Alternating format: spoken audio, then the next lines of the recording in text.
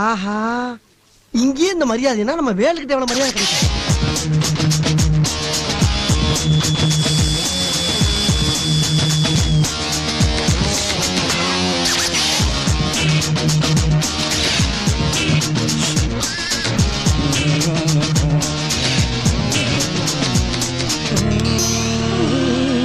Good morning அண்ணா. Good morning.